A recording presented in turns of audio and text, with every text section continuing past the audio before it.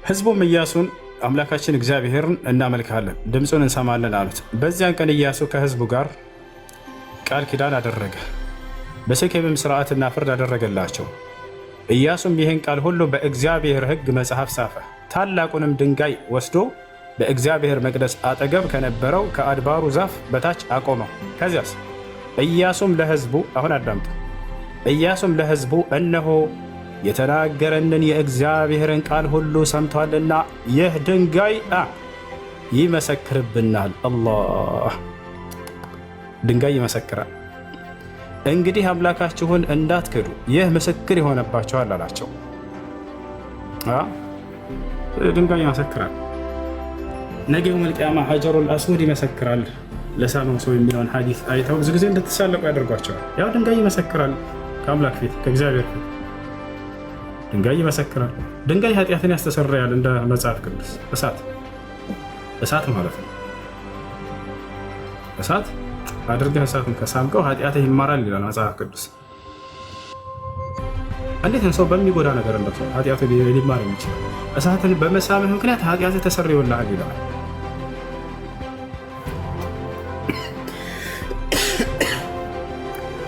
ሀጀሩል አስወድን ስማችሁ ኃጢአታችሁ ይሰረያል ተብሏል። ስለዚህ ሀጀሩል አስወድ አምላክ ነው፣ ያ ጥቁሩ ድንጋይ ስለዚህ ታመልኩታላችሁ። የሚገናኝ ነገር አይደለም። አንደኛ ድንጋዩ ይምራል የሚል አይደለም ያለው ታቻላር ነው።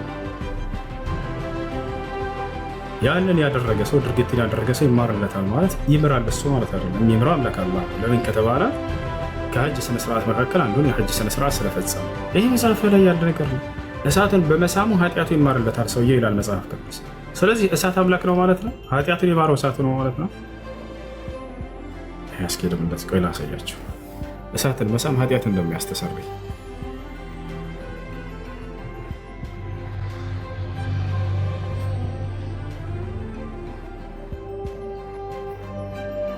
ምን ይላል እዚህ ጋር ቁጥር 6 ላይ ይታያቸዋል። ኢያሱ 6:6 ከሱራፌልም አንዱ እየበረረ ወደ እኔ መጣ፣ በእጁም ከመሰዊያው በጉጠት የወሰደው ፍም ነበረ ይላል። ምን ነበር?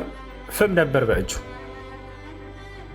አፌንም ዳሰሰበትና እነሆ ይህ ከንፈሮችህን ነክተዋል፣ ከዚያስ በደልህም ከአንተ ተወገደ፣ ኃጢአትህም ተሰረየልህ አለኝ። ያሰላም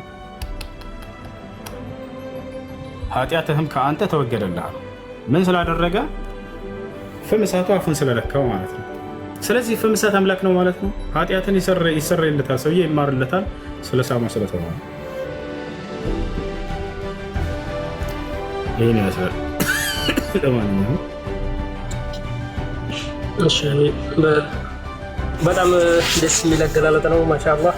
ሌላኛው ጥያቄ ደግሞ ሰው ሀገር ነው እና ያለው ለዶሮዎቹ ሁሉ ጊዜ ማታ ማታ የሚበላ እሰጣለሁ እና ከዶሮቹ ከሚበላው ሁሌ ወፎች ይመጣሉ ሁሌ እና አንድ ጊዜ ላይ ማታ ላይ ነው መግሪብ አካባቢ ጠጋ እያለ ነው አዛን ስናለ አውከር ይቀጥልላቸዋል። ዛሬም ይሐቃሉ ወንድሞቼ የእናንተንም ማሳየን እያለ ነው።